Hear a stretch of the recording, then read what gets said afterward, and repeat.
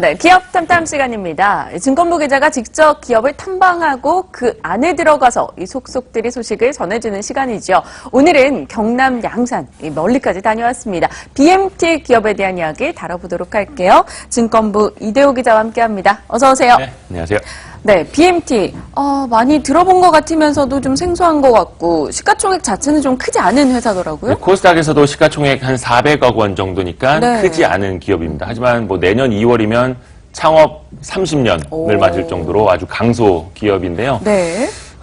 산업용 정밀 피팅과 밸브, 그리고 전기 배전반과 분전반, 또 지능형 전력 감시 시스템 등을 만들고 있는 BMT입니다. 피팅은 뭐 파이프와 튜브 등을 각각 이제 연결해주는 부위를 말하고, 밸브는 뭐 잘 아시다시피 뭐 네. 가스라든지 유류를 뭐 막았다, 열어줬다 이렇게 제어하는 부품을 말하고요. 가장 대표적인 제품이 바로 피팅이라는 네. 건데, 그 피팅이 어떻게 만들어지는지 윤종찬 대표이사에게 직접 들어보시죠. 네. 이거는 배관을 연결하는 피팅이죠.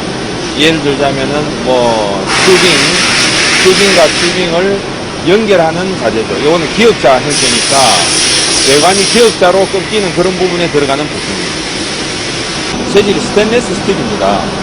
라운드바를 일정 길이로 잘라가지고 단조를 이렇게 찍습니다. 단조를 찍은 이 제품이 이런 기계에서 들어가가지고 가공 공정을 거쳐 나가가지고 이런 완제품으로 나오는 겁니다.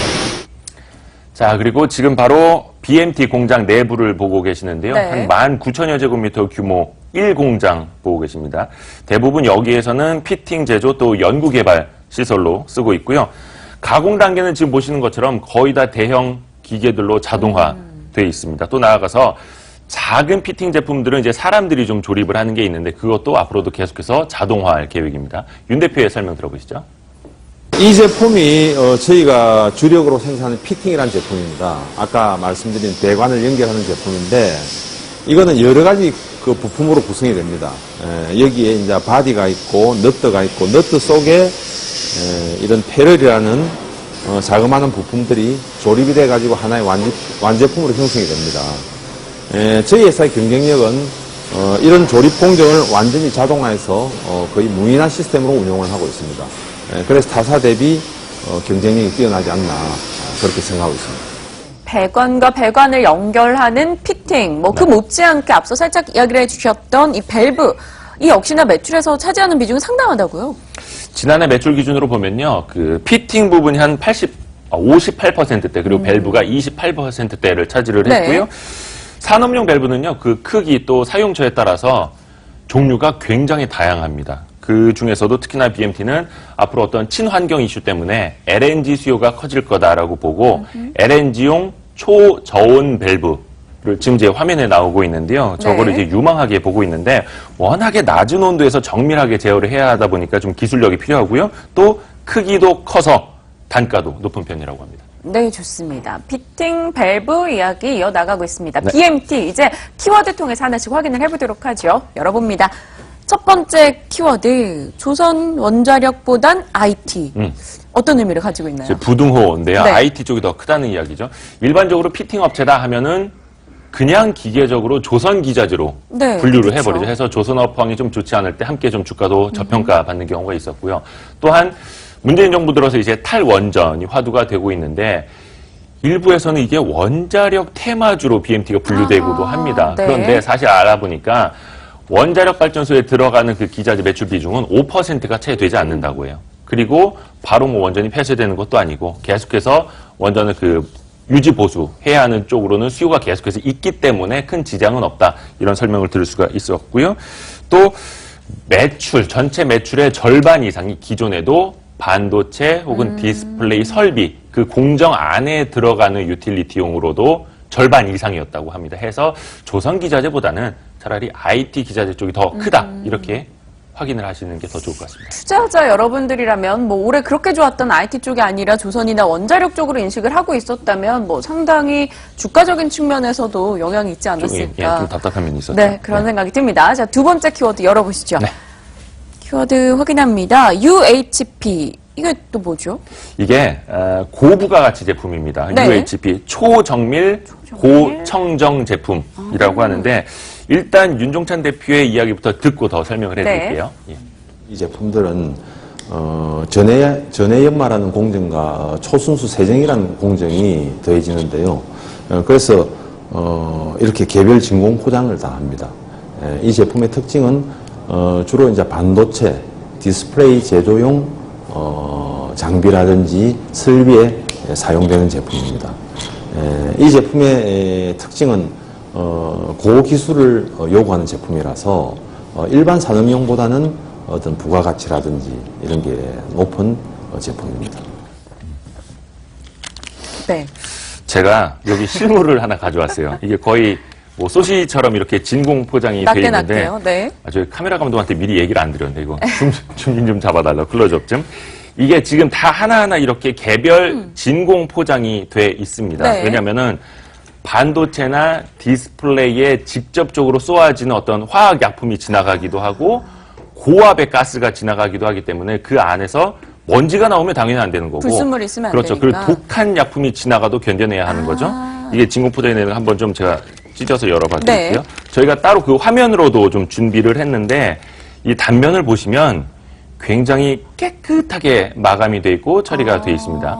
이 안에 보시면 아주 반짝반짝거리는 화면을 반짝반짝하네요. 보실 수가 있죠. 지금 저 여러 가지 제품이 이제 놓인 것도 볼 수가 네. 있는데 그만큼 앞에서 윤종찬 대표가 설명을 한 것처럼 전해 연마 그리고 초순수 세정을 거쳐서 이렇게 표면을 아주 깨끗하게 가공을 해 놓은 겁니다. 이게 더 이제 고부가가치 제품이고요. 아까 저희가 키워드로 봤던 UHP가 이거인 거죠? 네. 그럼 이 UHP의 매출 규모가 어느 정도 되는지도 좀 짚고 갈까요?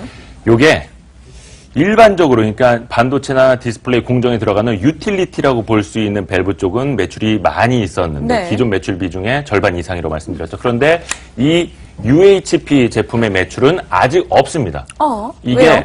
불과 얼마 전부터 양산을 시작을 했고 지금 이름을 들으면 알만한 반도체 대기업 뭐 몇 개 없잖아요. 네. 뭐 실명을 이야기하면 이제 그쪽 고객사에서 안 좋아하니까 좀 밝힐 수는 없는데 필드 테스트를 진행 중이라고 합니다. 해서 이것이 바로 지금 이제 양산을 하면서 준비를 하고 있고 내년 초에는 좀 좋은 소식이 들리지 않을까 회사 측은 기대를 하고 있습니다. 그 소식이 들린다면 분명 뭐 투자자 여러분들에게도 긍정적인 이슈가 될 것 같고요. 자, 두 번째 키워드까지 확인을 해봤습니다. 세 번째 열어보시죠. 자, 세 번째는 에너지 관리. 네. 오늘 뭐 정말 다양하게 이야기를 들어갈 수 있는 것 같아요. BMT는 기존에도 이제 전기 사업부를 두고 있었는데 거기 매출 비중 한 10%도 채 되지 않았어요. 네. 전기 뭐 배전반, 분전반을 만들었는데 그런데 여기서 주목할 포인트는 바로 지능형 전력 감시 또 전력 통제 시스템을 만들고 있다는 겁니다. 이른바 PEMS라고 하는데 팩토리 에너지 모니터링 혹은 매니지먼트 시스템입니다. 이거 뭐냐면 빌딩이나 공장에 들어있는 설비 하나하나가 얼마만큼의 전기를 쓰고 있는지 네. 일시적으로 전력량이 늘어나진 않는지 어떤 문제가 있어서 그런 건 아닌지를 관리하고 체크를 하는 겁니다. 네. 윤종찬 대표의 설명을 직접 들어보시죠. 기본적으로 어떤 그 공장이나 빌딩에서 낭비 요소로서 소모되는 전기가 보통 한 20% 정도 이상이 되거든요. 그걸 줄 수 있다는 거죠. 지금 저희가 이제 핵심 기술이란 거는 결국은 각 부하단별로 전기의 품질이라든지 상태를 계측하는 이 모듈입니다.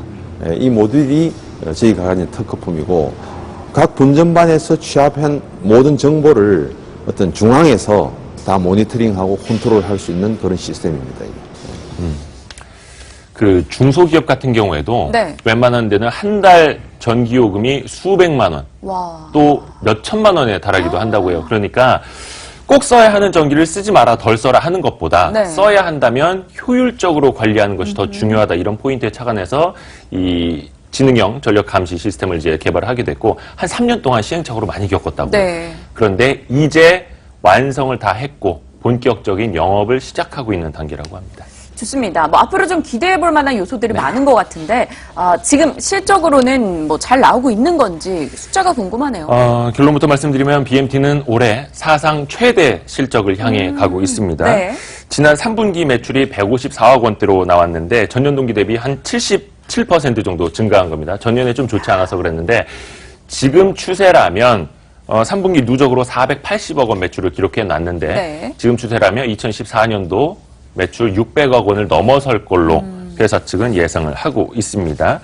그리고 BMT가 매년 주당 100원 정도의 현금 배당을 실시해 왔거든요. 근데 최근에 네. 주가가 한 5,000원대 초반까지 내려와 있어요. 그러니까 시가 배당률로 따져보면 거의 한 2% 가까운 거죠. 그러니까 배당 수익률도 좀 메리트가 있는 수준이다 이렇게 볼 수가 있고 윤종찬 대표이사의 그 지분율이 50%를 넘다 보니까 워낙 지분율이 커서 향후에 배당 성향을 좀 높일 가능성도 있다라는 것도 감안하시면 좋을 것 같습니다. 네, 오늘 BMT라는 회사에 대해서 이야기 다뤄봤습니다. 뭐 기존에 인식하고 있던 조선 기자재가 아니라 이제는 IT 기자재 쪽으로 한번 다시 인식을 갖고 BMT 살펴보시는 건 어떨까 싶네요. 오늘 기업탐탐 증권부 이대호 기자와 함께했습니다. 고맙습니다.